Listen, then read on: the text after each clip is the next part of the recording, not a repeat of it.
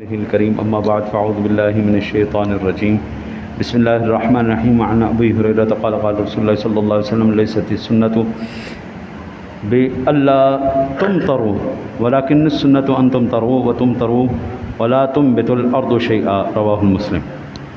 حضرت سیدنا ابو ہریرہ رضی اللہ تعالیٰ عنہ سے روایت ہے، وہ فرماتے ہیں کہ رسول اللہ صلی اللہ علیہ وسلم نے ارشاد فرمایا، قحط سالی یہ نہیں ہے کہ تم پر بارش نہ ہو، قحط سالی یہ نہیں ہے کہ تم پر بارش نہ ہو، قحط یہ ہے کہ تم پر بارش ہو اور خوب بارش ہو مگر زمین کچھ نہ اگائے۔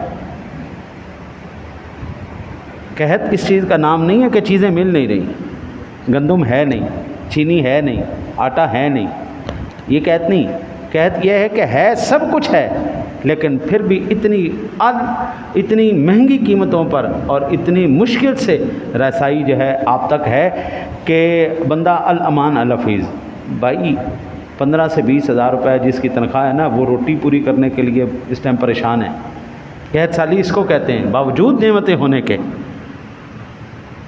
کچھ ہے ہی نہیں، بندہ ذلیل ہوا پڑا ہے۔ جو بڑے لوگ ہیں ان کو ہر شے فری ہے، جو چھوٹے لوگ ہیں ان کو ہر شے پیسے سے ملتی۔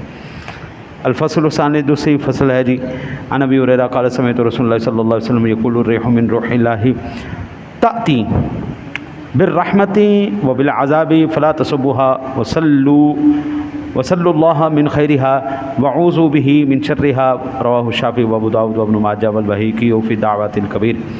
حضرت ابو ہریرہ روایت ہے کہ میں نے رسول اللہ صلی اللہ علیہ وسلم کو فرماتے ہوئے سنا کہ اللہ تعالیٰ کی رحمت ہے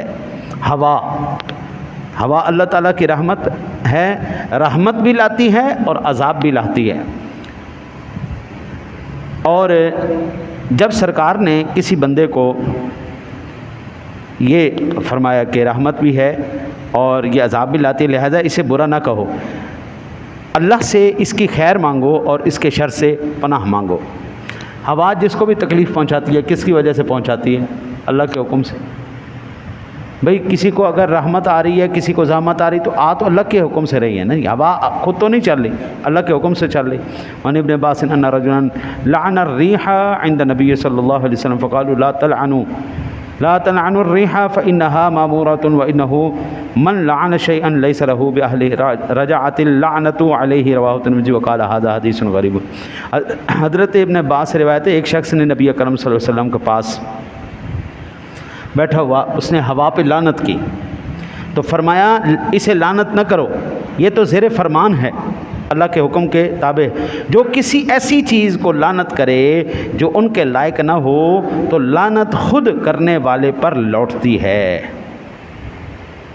یہ امام ترمذی نے، بندہ جس پر لعنت کرے۔ اب مجھے یہ بتائیں، ہوا پہ ہم لعنت کریں تو ہوا کو کیا فرق پڑا ہے؟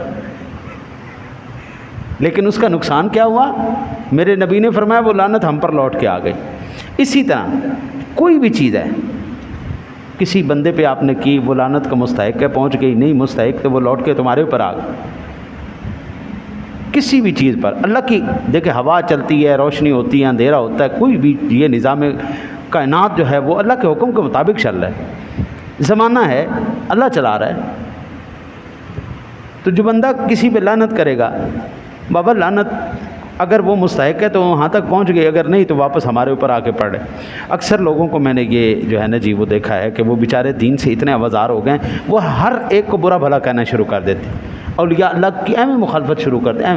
وہ اللہ کے بندے، ایک بندہ فوت ہو گیا ہے، صدیاں گزر گئیں، اللہ کے بندے تو اس کو لعنت کر رہا ہے تو وہ لعنت اس پر تو جا نہیں رہی، وہ تو اللہ کو راضی کر کے چلا گیا۔ بھئی دیکھیں نا، جس وقت بندہ مرتا ہے، موت کے وقت ہی فیصلہ ہو جاتا ہے جنتی کی یہ جنمی، یا ایتھا النفس المطمئنہ ارجعی الی ربک راضیۃ مرضیہ۔ اگر وہ نیک آدمی تھا تو اس کے لیے مرتے ہی جنت کی جناب پروانے شروع ہو چکے ہیں، خوشخبریاں شروع ہو چکی ہیں۔ مبارک ہو جناب، مبارک ہو جناب، آپ نے بڑی سونی زندگی گزاری، آپ نے اللہ اور اس کے رسول کی اطاعت کے مطابق زندگی گزاری، مبارک ہو جناب، آؤ اللہ کے بندے شامل ہو تو آ جاؤ جنت چلے۔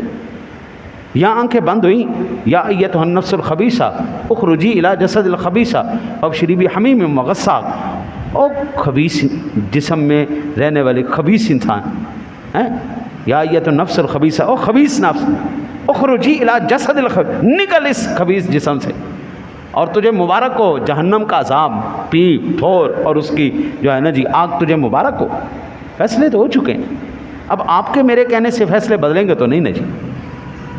لہٰذا کسی کو برا کہنے کی ضرورت ہی کیا ہے یار. اپنا دین سیدھا کرو, اپنا جو سمجھ میں آتی ہے وہ کرو. اللہ اللہ خیر صلی اللہ. ہاں جی, اپنی نماز روزہ بندے نو اپنی فکر ہونی چاہیے. مینوں اللہ نے پیو بنایا, میری پیو دی ذمہ داریاں کی. مینوں شوہر بنایا, شوہر دی ذمہ داریاں کی. مینوں پتر بنایا, پتر دی اولاد دی ذمہ داری کی. بندہ ان چیزوں میں پڑے. اختلافات میں پڑھ کے, جھگڑوں میں پڑھ کے مجھے یہ بتائیں کیا ملے گا؟ کیا کچھ بھی نہیں ملنا میرے یار. نہ اپنے کول کچھ رہنا ہے, نہ کسی کا کچھ جانا ہے. اس لیے وہ دین سیکھو یار جو آپ کو فائدہ دے. اب یہ چیزیں ہیں سیکھنے والی. اللہ سے دعا ہے اللہ تعالیٰ آپ کو مجھے عمل کی توفیق عطا فرمائے.